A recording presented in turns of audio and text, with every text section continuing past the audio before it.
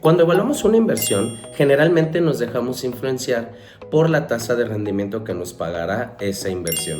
Por consiguiente, dejamos fuera algunos aspectos que pueden ser incluso hasta de mayor importancia o de mayor relevancia que la misma tasa. Hoy te voy a mostrar algunos aspectos que debes de considerar para que tú puedas tomar una decisión mucho más informada y no solo nos dejemos influenciar por si es una tasa alta voy a ganar tantos rendimientos. Soy César Martínez Constantino, socio fundador de Distrito Financiero.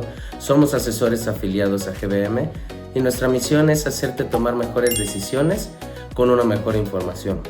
En mi experiencia he visto muchas inversiones que prometen tasas bastante altas, sin embargo hay ocasiones en las que debemos de tomarlo con una pizca de sal, o haciendo alusión al refrán de no todo lo que brille es oro, porque en ocasiones ese tipo de tasas están sujetas a ciertas condiciones o incluso podemos ver que detrás de esa tasa el emisor, o sea, quien está ofreciendo esa tasa probablemente puede llegar a tener problemas de solvencia, de liquidez y puede llegar a comprometer nuestro rendimiento futuro. En ocasiones las tasas altas son benéficas para corto plazo, pero cuando nosotros pretendemos o buscamos una inversión a largo plazo, mediano plazo, es cuestión de que podamos ver qué otro tipo de factores podemos incluir dentro de nuestro portafolio para evitar así ser presas de que en el corto plazo tengamos beneficios, pero a largo y mediano plazo probablemente no tengamos la misma cantidad de beneficios. Hay una máxima dentro de las finanzas y la cual es que rendimientos pasados no garantizan rendimientos futuros, pero en ocasiones es importante también conocer el track record o el historial que ha tenido algún manejador de dinero o algún fondo de inversión, algún ETF. Esto nos permite conocer qué tan bien lo han hecho durante momentos de crisis o en momentos de bonanza. Recordemos que normalmente cuando son ciclos económicos favorables, cualquier gestor puede llegar a verse bien, dado que por lo general todos los activos suben. La mayoría de las veces, no siempre y no todos. Pero en ocasiones, al subir todos los activos, puede llegar a ser sesgado el comportamiento de los fondos, dado que puede llegar a tener un rendimiento sí muy alto, pero en ocasiones está explicado más por el mercado que por la verdadera habilidad del manejador del dinero o del portafolio. Entonces, es importante analizar toda esta parte hacia atrás también en los momentos de crisis, en momentos en los cuales al mercado le ha ido mal, para ver si también ha sido mucho más defensivo. Esto quiere decir que si el mercado perdió un 10%, probablemente si él perdió un 5% está siendo defensivo y está acotando las pérdidas en momentos de alta volatilidad.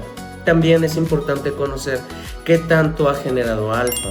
Alfa se define como qué tanto por encima del índice de referencia que tiene un fondo de inversión ha generado de rendimiento excesivo. Por ejemplo, si el S&P 500 generó un 15% el año pasado y mi fondo de inversión generó el 10%, quiere decir que no estoy generando alfa. Estoy por debajo de lo que está generando el índice. Por consiguiente, pues, ¿para qué me voy con este manejador si no está consiguiendo batir al S&P 500?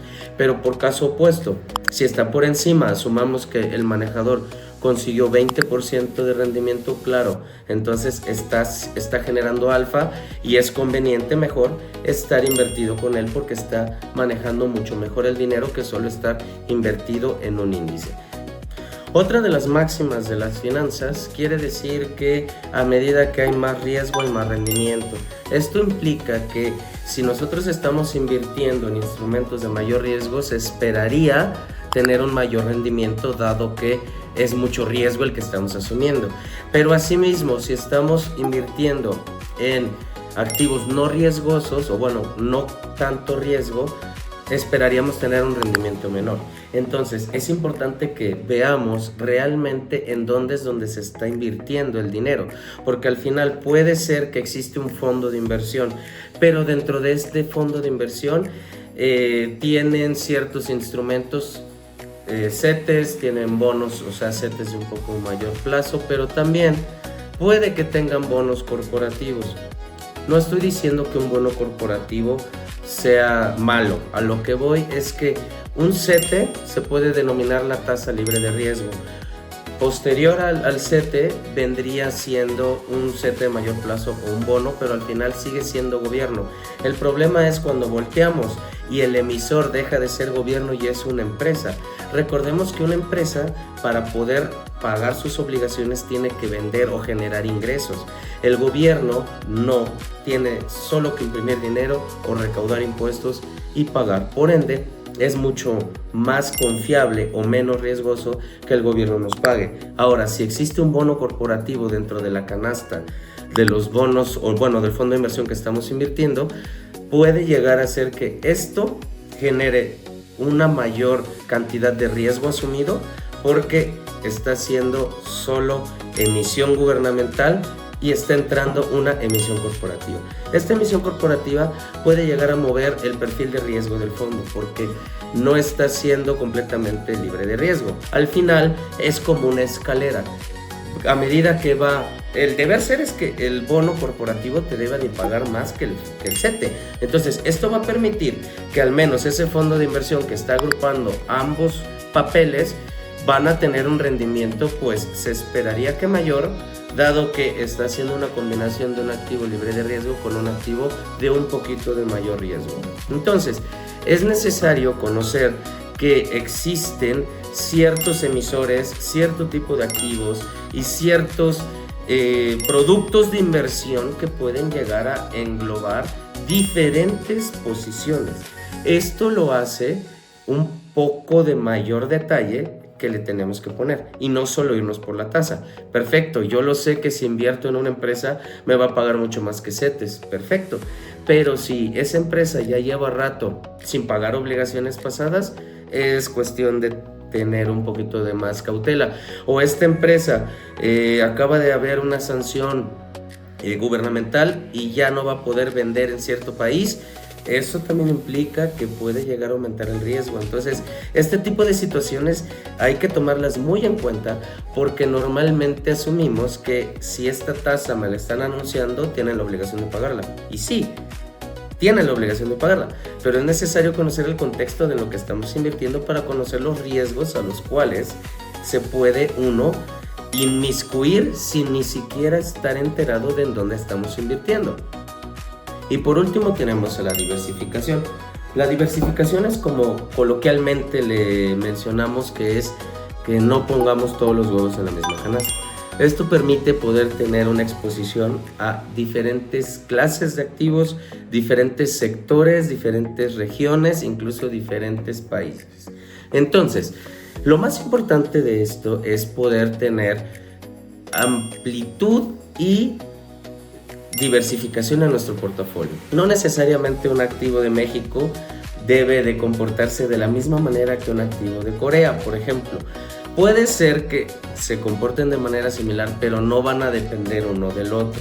Entonces, algo importante es tratar de ver de qué manera podemos ir complementando nuestro portafolio con diferentes activos. Ahora, algo bien importante, lo que pretende hacer la diversificación es disminuir el riesgo, por lo que el rendimiento también va a verse afectado.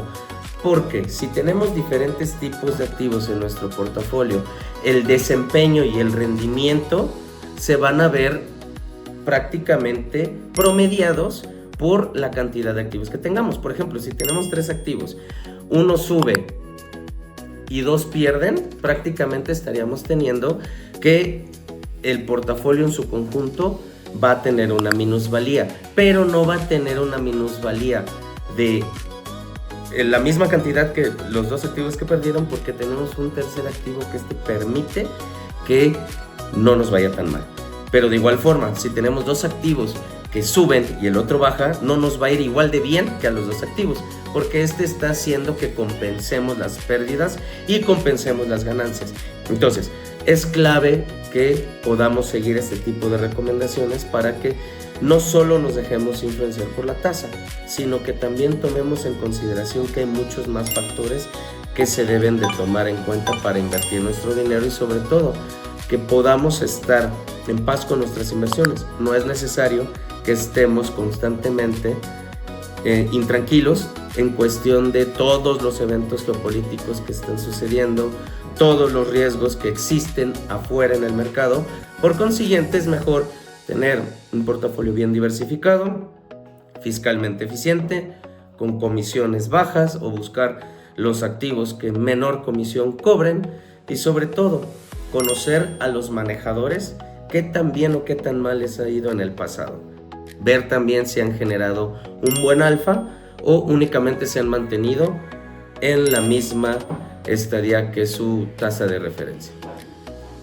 Soy César Martínez y nos vemos en la próxima.